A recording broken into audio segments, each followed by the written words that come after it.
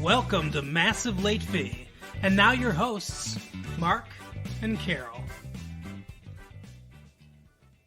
Well, hello everyone. Welcome back to Massive Late Fee. My name is Mark. With me as always is my girlfriend Carol. How you doing today, Carol? Hey, what's up? Not much. It's been a good week here. It's December 14th, 1996. Yeah, Christmas is only 11 days away. Are you ready? Christmas is coming. Yeah, I'm ready. What the hell? Oh, you're so weird. Are you ready? Yeah. All right. I got all my presents bought and wrapped. Anytime it snows a lot right before Christmas, I say Christmas came all over us. Oh, gross. This year. You are so gross. Cannot believe I live with you. Gross. Oh, yeah. Well, at least I put the seat down, Carol. Could be worse. Could it? Okay, I guess not. I guess it couldn't be worse.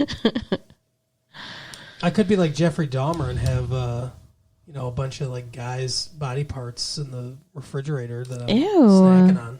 Ew. No Tupperware, just out in the open. Fucking Jeffrey Dahmer, you pig. So gross. Do people ever just put stuff in the fridge without Tupperware? Yeah. That's so gross. I think so. If you do that, you're gross. Just so you know. You're grosser than the guy that ate people. Like, in the truth about cats and dogs, I said, like, I thought that was nasty. He had a piece of cheesecake just on a plate in his fridge. Like, ew. Nasty. It's nasty. There is no uncovered food in our refrigerator. Nope. All the human limbs are covered. It took a while to, get a Tupperware container. Oh, yeah, I'm sure. Could fit an arm, but... Oh, my God. Anyway, speaking of parts of bodies coming off, do you ever take the parts of your Barbie doll off? You ever, like, rip a head off there, or, like, take the arms out of the sockets, Not on purpose. I mean, I guess maybe I ripped a head off when I was little. Well, the learning... Don't take that out of context. Well, the Learning Channel's getting all dolled up with Barbie dolls. Carol. Oh, I love Barbie dolls. The True Life of Barbie. I'm excited. On What's the this? Learning Channel. I want to see. She's America's favorite curvy princess of pop culture. Mike Duffy, you're going to be on a list. This cosmic teenage fashion model named Barbie, a toy-rific 37-year-old national institution who has served... Wow, she's been around for 37 years already. Since 1953 or 5? I don't know. Who has survived... Wait, what? What? 1953 or 5? Yeah. That's not 37 years. 1959. That's 37 years ago. Okay, fine. Who has survived feminist rage and the assaults of numerous other critics and Kittyland competitors, is still living large after all these years. You can even see her dissing Ken and zooming off with G.I. Joe to the rockin' Van Halen-fueled chords of "You Really Got Me" in 1996's hottest car commercial from Nissan. I believe that's how you say that. Nissan? Oh. Yeah, freak. Now, welcome The True Life of Barbie, a lively pop sociological tour of this little plastic American dream machine from Mattel. The special, narrated by singer and doll collector Marie Osmond. Ooh, my mom will be all over this. Easily could have been more than a 1-hour marketing plug for Mattel and its profitable toy world, Lollapalooza. But producer-writer Ann Hawker is mixing a fabulous array of vintage Barbie commercials, interviews, and intensely devoted Barbie collectors, and the observations of various Barbie scholars. So it's like it's a Barbie doll, documentary. Yeah. The life and times. It's a this is your life for Barbie. Why not? What's that one weird fucking thing that you talked about? Which weird fucking thing? I talk about a lot of weird fucking things. Midge. That's not weird.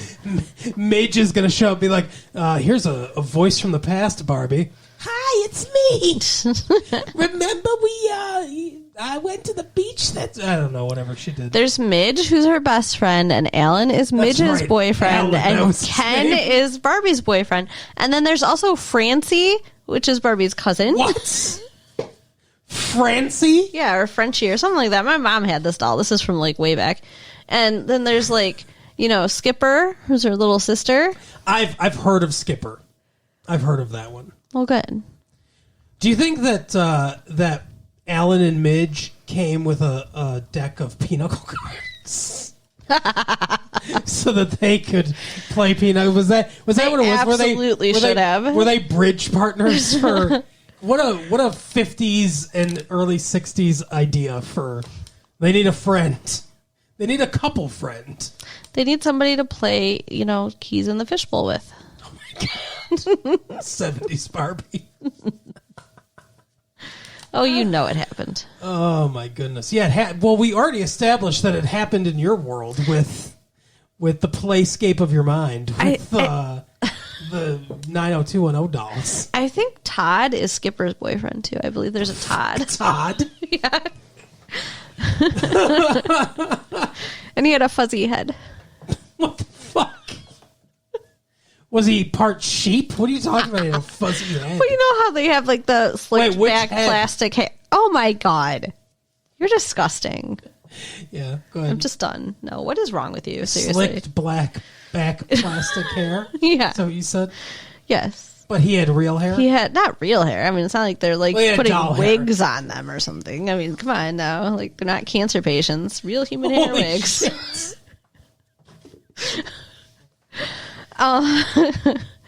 But yeah, he had fuzzy head.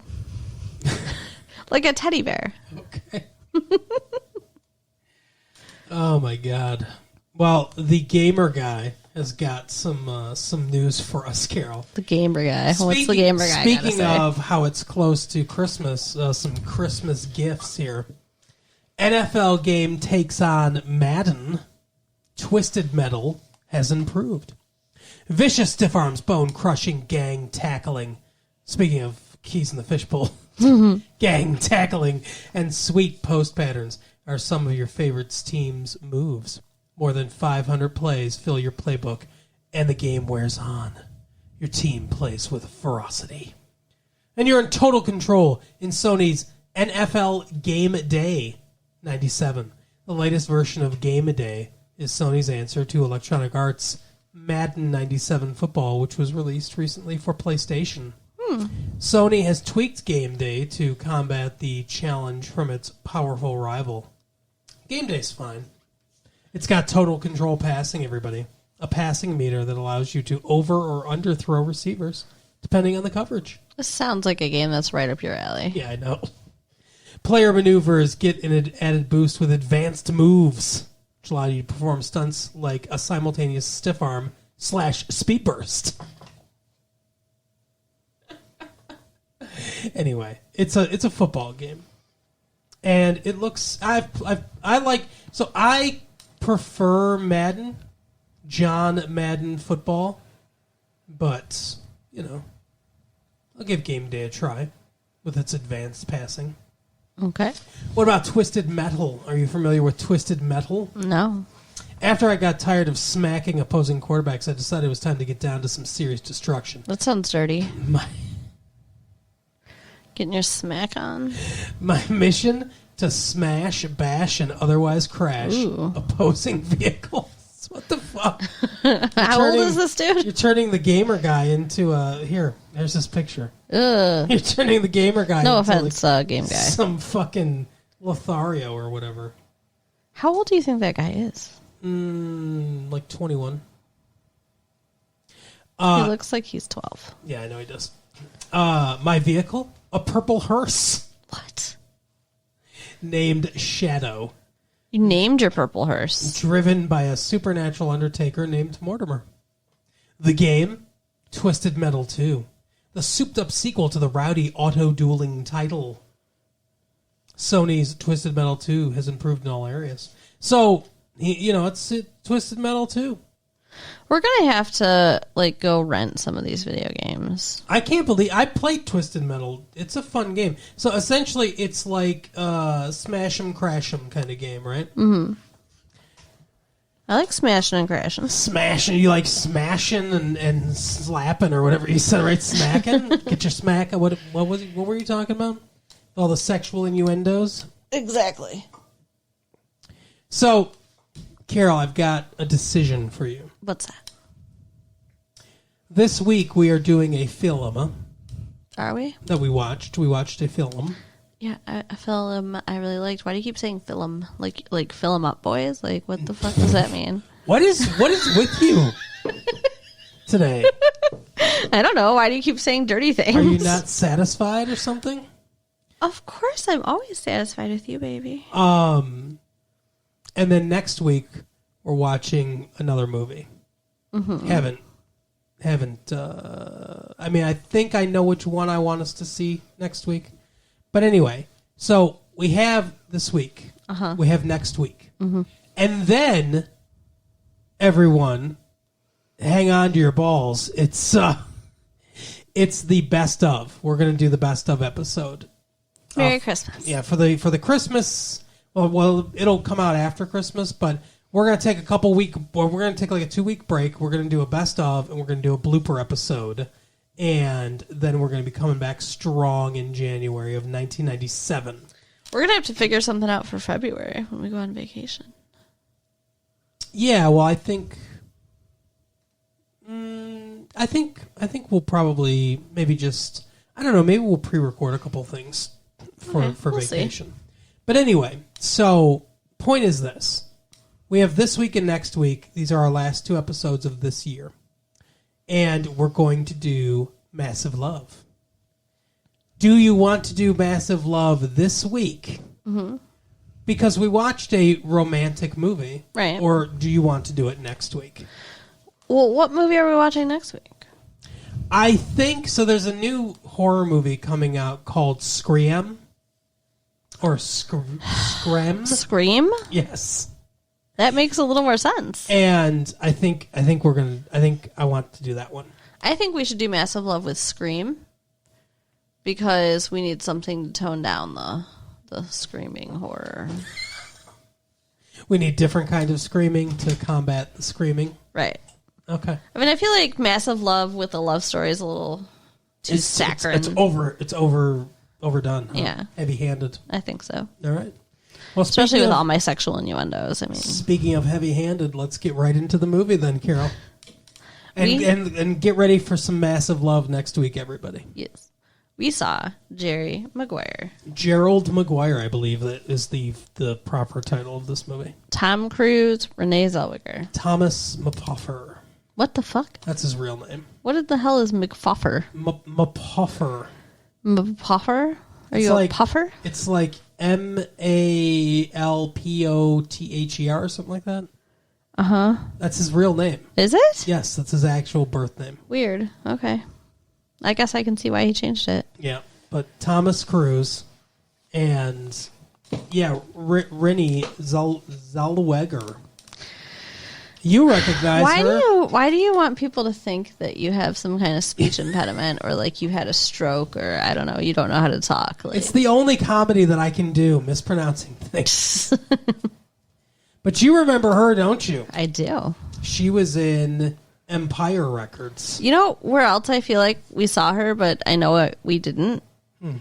Was in Mallrats. Oh, she does look like that Joey Lauren Adams. Yeah, very much. Like, I wonder if they're related. The one who we see her breasts real briefly. Yeah. Yeah, she does. They do look a lot alike. I agree. You know what else she was in? What just occurred to me. She was in Reality Bites. Oh yeah. Because she was like a girl that he slept with or something like that. We saw her very briefly. Yeah. I don't even know if she had a line. I remember Tom Cruise from Interview with the Vampire Slayer. Interview with the Vampire, I mean. Interview with a Vampire Slayer. I heard that there's this Vampire Slayer show coming, and I had that kind of in the brain. So Well, and that movie that you watched, that movie you had us watch with Christy Swanson or whatever, yeah, Buffy the Vampire Slayer, and Luke Perry was in it. yeah. Yeah, we watched. We talked about that movie. So I don't We know. rented that because you're fucking obsessed with it. Yeah, but they're gonna make a show of that, and I'm excited. Are they? Mm-hmm. Why? And we're gonna watch it. They're gonna make a show out of that fucking movie. Yes, sir. Is Luke Perry gonna be in it? I don't know. Oh my God, Christy Swanson. I don't know. I just saw an article in Small screen, well, Variety. One of the TV trades Guide. that you don't read, that you pretend like I'm the only one that knows about Hollywood goss. Well, come on. When it has to do with vampires, I'm there. Anyway, Interview with a Vampire Slayer. Yeah. That's he like was a in that. mockbuster, right? Yeah. What else have we seen him in? Who? Tom Cruise? Yeah.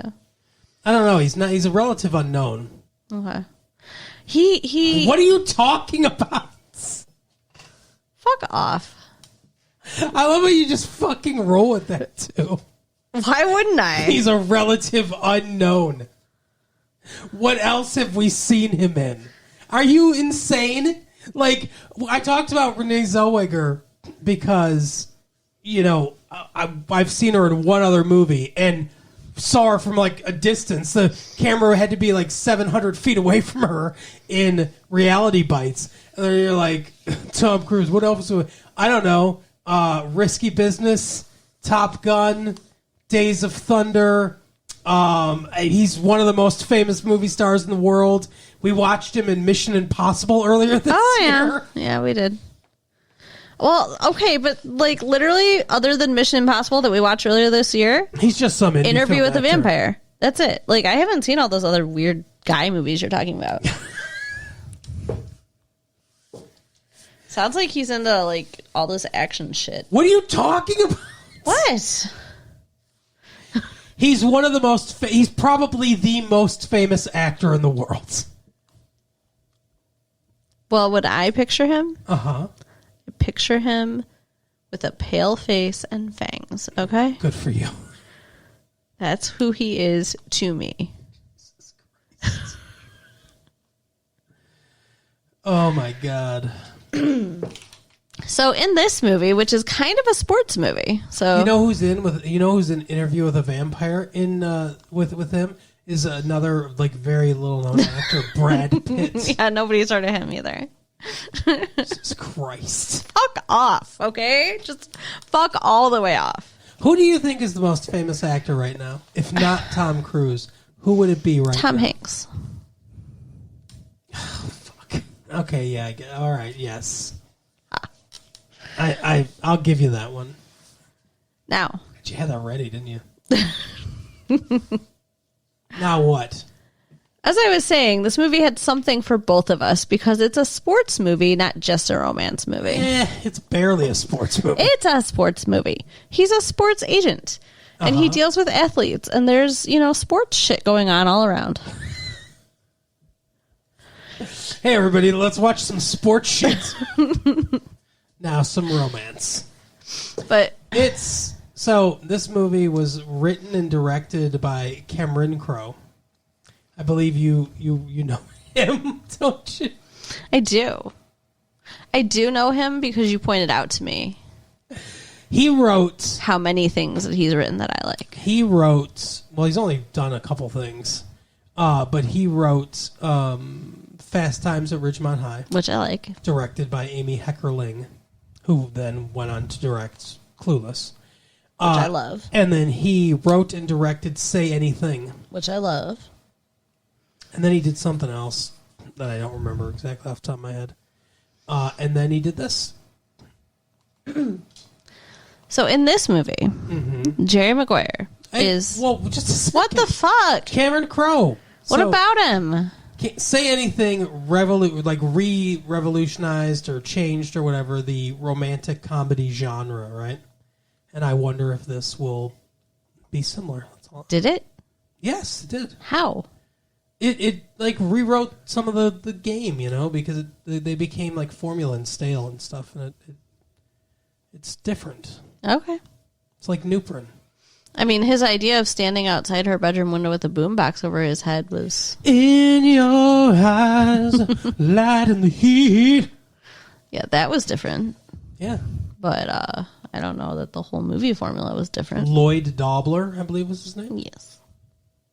Anyway, do you think... I mentioned this to you after we watched the movie. Do you think that anyone else could have played this role besides Thomas Cruise? No. Yeah, I think he's perfect for this. No, I mean, like, he pulls off the, like, boyish charm, romance, and also, like the heavy moments. He does it all. He's so good. He is such very talented. a good actor. So, yeah. May I say now... Say whatever you want, Karen. ...that this movie is about a sports agent who has a client who gets hit in the head during a game for, like, what did his son say? It was like his 4th concussion or whatever? Yeah, he's a hockey player. No, he's a football player. He's a hockey player. Are you so sure? Huh. They mention... We don't actually see it, but they mention offhandedly that he's... Like, at one point he goes, because a hockey player's kid made me feel like a jerk or whatever. Okay. Weird. Because he's talking with, like... The kid's like, shouldn't someone get him to stop? And Jerry's like, it would take a tank to stop your dad. That's what hockey players are like. Really? Because I always picture football players as tanks. More. Because they're, they ram into each other. Do hockey players ram into each other? Yep. Okay. There are rumors. Now who's making everything dirty? You. That's what living with you is like. I'm just always wrong, no matter what side of the equation I'm on. And the faster you come to terms with it, the faster you'll find happiness. Right. Now, he feels bad about the fact that this kid tells him he's an asshole. And tells him to fuck off. Flips Quite him the bird. Literally. Yeah. Tells him to fuck off. Fuck you. And he writes this huge, 25-page long memo / mission statement, whatever. He keeps calling it a mission statement, but this is like if Stephen King wrote a mission statement. Right, I've never seen a mission statement that was more than 2 paragraphs. You need an editor, please. Right? But he went to a print shop in the middle of the night, which good thing they live in fucking LA or wherever, because New York, I think. I don't. Do they live in LA? I have no idea. It didn't seem like New York to me. No. All right, it seems like LA. It seems like LA. Then. Yeah. Good thing they live in LA, where things are notoriously open late. Shut up. If I wanted to get stuff printed in the middle of the night, I would be shit out of luck. You have to drive to LA. Because I don't live in a big city. But whatever, it's a big city. So he's able to do this. So he goes to a print shop in the middle of the night and gets hundreds of copies of this fucking thing printed out and puts it in everybody's mailbox at his work, which is this huge sports agency with tons of people making tons of money. He says that he averages 260 calls a day or something ridiculous. 264. Yeah. So, and in this thing, he says his conclusion to the 25-page rambling is fewer clients, less money.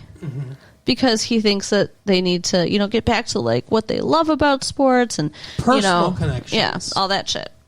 So, he needs to be Drew Bledsoe's friend. Okay. I don't know who that is. It's a quarterback in the Patriots. Doesn't matter. So he's nervous. He realizes this was stupid, which it was.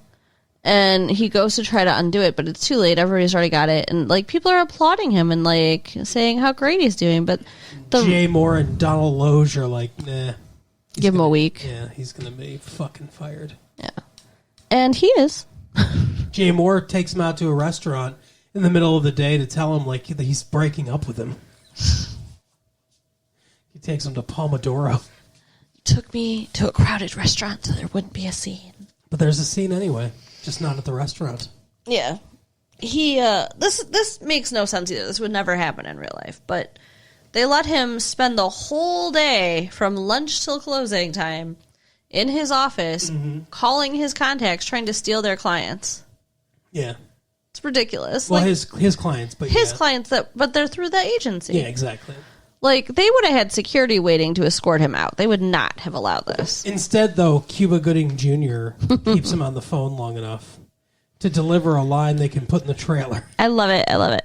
Show me the money. Show me the money. And then I hear people now, because it's been a couple days, I hear people screaming that all over the place. I love black people. Yeah, they're not screaming that, though. But it's funny. Yeah. No, it's a funny... So this movie blends humor and romance. But, I don't know, the romance is like... It's weird. Like, everything develops super quick. Okay. But it doesn't necessarily feel artificial. It still feels real, but everything happens so fast between the two of them. I don't think it's that fast because, okay, first, he's engaged when the movie starts to the redhead. What's her name? John Travolta's wife. She was in Secret Admirer. Mm-hmm. Yep. We see her boobs in that movie. Yep. And this movie. No, we don't. No. Almost. She's naked, but like she's covered. I can't think of her name. Oh, well. I don't know why I can't think of her name, but yeah, she's married to John Travolta, so you guys all know who that I'm talking about now. But he is talking about how he proposed to her. Elizabeth something, maybe? I want to say Elizabeth Hurley, but I feel like that's somebody else. No, that's the guy who got his dick sucks girlfriend. I can't think of his name either now. Hugh Grant. She I think they're still dating. Okay. She's an actress too, but in England. But she's dating Hugh Grant. Okay. Or was. That's who Elizabeth Hurley is. But he starts out, he's engaged to this lady. Mm-hmm. And we get some background on their romance because he's telling somebody about how he proposed to her. And then this is when Renee Zellweger's character is first hearing about him. And she falls in love with him right there. Apparently, Just listening to him talking, which is so ridiculous. Because it's not even that great of a story. But Tom Cruise, though. Yeah, that's true. But they were rock climbing, which... I again, like, this is an active outdoorsy person, so fuck that. Like, I would not be interested in that at all. And he trips, and he had the ring in his pocket. He's going to propose to her when they get to the top or whatever. And she's like, come on, klutz, or whatever. So he decided not to propose to her. And then they walk in. What are you looking at me like that? No, go ahead. And then when they walk in, like, his assistant had already like told everybody he's going to propose, and so they have a band in the lobby and everybody's waiting to cheer, and so then he gets down on one knee and proposes to her and says, this is me, klutz, asking you, goddess of rock climbing, to marry me. Like, okay, I don't see why that would make somebody fall in love with him right there. I love how you said that it's not a good story, and then you regaled our audience with the story. Well, no. Essentially, somehow, word for word, despite the fact that we've only seen this movie once, but you can't remember anything else, and you started this story basically as a rebuttal to me saying everything seems so fast. Did you just want to make me relive how long all of this was and all of this felt? To be like, no, it's not that fast. It feels like an eternity. You're an asshole. I mean, I assume your point was that's when she fell in love with him, and then you were going to detail the different parts of the movie where their relationship escalates, but... Yeah. All right, well, go ahead and finish that then. Fuck off. We got another couple hours. How the fuck do you remember that story? Hey, the tape records 120 minutes, all right? I can use them all if I want. All right. Now, as I was saying, fuck. But you could remember that story. You must have really liked this film. We haven't said what we thought about it yet. I love this film. Okay. When he gets fired, Sure. there's this big speech that he does about like How he's not gonna loyalty flip out, and right? what? How he's not going to flip out, but then he does. Yeah. And he says, "Who is going with me?" Mm-hmm. And nobody is going with him. Like, he's just standing there like an asshole by himself holding a fish in a bag. I think he has an alcohol problem. You do? Kind of. Why? He's drunk a lot in this. He wasn't drunk then. He seemed drunk. He's just freaking out. Okay, well, he's got an emotional problem. He just lost his job. Yeah, okay. I'll give it to him. So, Renee Zellweger is inspired by the thing he wrote. That's what makes her fall in love with him, too, I think. Yeah. Like, she knows he's romantic. Then She also somehow watched his Bachelor video, she mentioned. Yeah, that she memorized it. Right. Sort of like you memorized this movie, apparently. Shut up. All knowledge in your head was pushed out so you could contain this movie in your brain. I have also memorized the Bachelor video. Did you? He can't be alone. Yeah, everyone says that. It's a very what a bad idea. Like, it starts out as kind of like a cute idea. She gets his little black book and she calls up exes from his little black That's book not a cute idea. to make stuff for this video. But then they're all like, "Oh yeah, fuck this guy. He can't say I love you." Love ya. Right. Yeah. No, it's a terrible idea. Like, why would anybody think, hey, let me ask all your exes, all the women that you've disappointed in your life, to talk about you? And then she burns it. Right. Like, I'd be so pissed. Why? He doesn't need it anymore. He's getting married. Well, yeah, but he doesn't now, does he? Well, no, he doesn't get married, but still. He might have wanted to call some of those ladies. Okay, if we ever got married, you'd want me to keep my little black You book? don't have a little black book. Come on now. You don't know. Oh, do you? Because I will find it and I will burn it. But she's a bitch. She's just a bitch anyway, okay? This just adds to my list of reasons why. Okay. Sure. But Renee Zellweger, despite the fact that she has a child, she's a single mom, she's a widow, she leaves her nice cushy job. She mentioned she's an accountant, so she's probably making decent money. I would assume it's a big place, And goes out the door with him when he walks out with the fucking goldfish. Because I think she's already in love with him. Yeah. Based on his fucking 25-page mission statement. Right. She said, I want to be inspired. That's what she said. So, I mean, she finds him inspiring or whatever. She's around Ray's age. She's 26. So she's looking to be inspired. Around Ray's age? From 90210, because he's turned 25. Right. She mentioned she's the oldest 26-year-old in the world or whatever. Yeah. And he's 35, I believe. Yeah. We get it's a weird but they both establish their ages at some point. Yeah, that is weird. Is that a Cameron Crowe thing? I don't know. Maybe. But she starts working for him. So that's how their relationship grows that way too. It's not fast. It seems fast in movie time. Maybe it's not fast in actual days of their lives, but it seems fast in movie time. That's what I'm saying. Okay. What doesn't seem fast, what seems even though it is fast, but it seems very natural, is him falling in love with the little boy. Aw. Because those two, so it's the little boy from the one that they didn't want to give any lines to on that terrible Jeff Foxworthy show that we watched. Mm-hmm. It's that little kid. I believe his name is Jonathan Lipnicki. He is so cute. And he and Tom Cruise have the best chemistry of any two actors I've ever seen on stage or in the movies together. It's insane how, you can just feel the love between the two of them. It's so weird. But I don't think Tom Cruise has any kids. I don't believe he's a father. But it's just so, it's palpable. Yeah. The chemistry between them. They feel like a dad and a son. I don't know how he does it, but it's amazing. It's hilarious. They have both of them though. They're both play off each other really well. Yes. They have the cutest scene ever when Tom Cruise is drunk, or Jerry McGuire, and he shows up at her house and the kid's supposed to be asleep, and she's out changing into something sexy.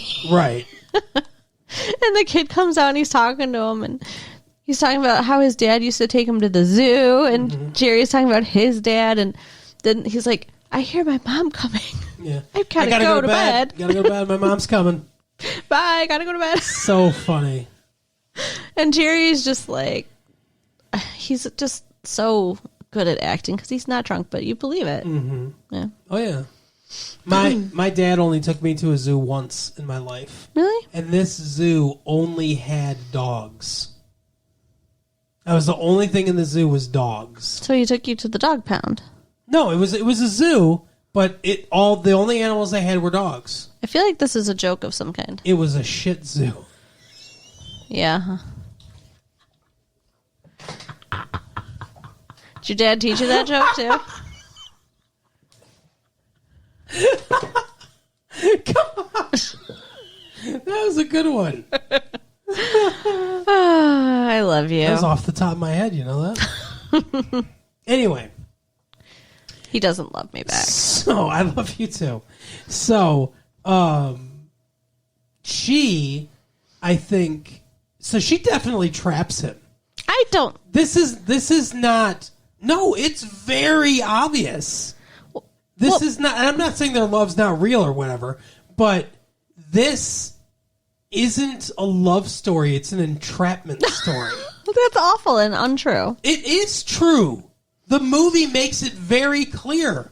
There's that point where he drunkenly makes a pass at her and grabs her boob. And he's like, oh, sorry about that hand.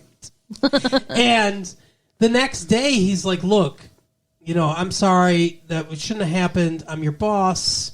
This is, I feel like Clarence Thomas, and all this stuff. He's like, we don't, this is not the path we want to go down. And she goes, oh, yeah. She's like, well, I'm going to go because I know you want to be alone. Alone. All alone. Well, and she says it like 5 times because she knows from that video that he can't stand being alone. Yeah. So then he asks to go out to dinner with her. Everything she does to trap him into this relationship because she even says to her sister, I have a son that I take care of all by myself. My husband died when she says she's the oldest 26-year-old in the world. She says, I found a guy that's sweet and good with my kid and all this stuff. So I want him. So what? And he's handsome. Like, she wants to trap him. She doesn't care how he feels. She doesn't care if he loves her. He loves the kid, and that's just what she wants. So she tries to trap him. And, towards the climax of the movie, she says that to him. She says, look, I manipulated you into this. And she owns it. She says it wasn't right for me to do that. And I thought it would be okay because you so clearly love my child that would be enough for me, but it's not. I need someone that loves me too. And it wasn't fair what I did to you. It's not like and that's kind of what I like about this movie too, is that it's not like, oh, we had a misunderstanding or some stupid arbitrary thing where we're broken up now and that's the conflict, and then when they come back together, that's how like romantic comedies are. It's built into the structure of the plot because they get together for the wrong reasons at the beginning. Yeah. Their relationship starts for the wrong reasons because she clearly wants to manipulate him, and she's not mad at him. She just owns what she did and says, it's not fair to you, but it's also not fair to me. Like, I did something not fair to me, too, because we shouldn't be in this relationship if, all it is that you love my son, because I need someone to love me, too. Yeah, well, I mean, I like the way that she said it, too. She's like, I've got this great guy, and he loves my son, and he sure does like me a lot. Which is true. Mm-hmm. And then she says, we could waste years being polite. Yeah. Because they're both nice people. Mm-hmm. And they both like each other. But yeah. I mean, and I guess she's right at that point he didn't love her. Do you think at the end of this movie that he does love her? Yeah. I think that, so, I think she kind of manipulates him into marrying her, too. Well, oh, totally. Because, like, she says, I pretended that proposal by the car was real, and it could have been a hypothetical. Mm-hmm. She just, like, agrees to marry him when he didn't really ask her. He said, what if we got married? If I said that, would you stay? Right. That is not a proposal. Right. I mean, I had a guy ask me one time, what would you do if I bought you a ring? I didn't go around saying, hey, he proposed. Right. Yeah, exactly. So that's what I'm saying. Like, she completely manipulated the situation every step of the way. But she owns that at the end and says, no. Now, I think that's her arc. Her arc as a character is realizing that to be the best mom she can be, it's not just enough to give her son a father figure. That she needs to be a real family, that she needs someone that loves her too. Loves both of them. And I think that's like kind of her arc. And then she gets that at the end of the movie, obviously. And I think his arc is realizing that, it's weird too, because we don't see exactly why. We're only told, and I guess that's maybe one slight failing in the movie. We're only told this about his character, that he doesn't love, can't say I love you and stuff like that. He's just like, he's all like, hey, love you, baby, stuff like that. I mean, we do get a sense of that character. I think if you extrapolate it out to the whole, and if you extrapolate it to the mission statement thing, being about personal relationships and stuff, I think his character starts out as very surface. Yeah. He's all surface level charm and schmooze, and he's got all these different clients that he's running from one to the other, but he doesn't care about any of them, really. Right. And then as everything gets narrowed down, he's got one client who's becomes his like best friend at the end of the movie, who he does care about, and he's got one client, and he's got one relationship where he realizes that he loves this woman too. And I do think he loves her. I think that's the arc that he goes through. I think it just so happens that he gets entrapped by someone that he ends up falling in love with. So they got lucky. Stockholm syndrome. So I got lucky that way, but yeah, it's a real Beauty and the Beast situation. The fuck? Stockholm syndrome?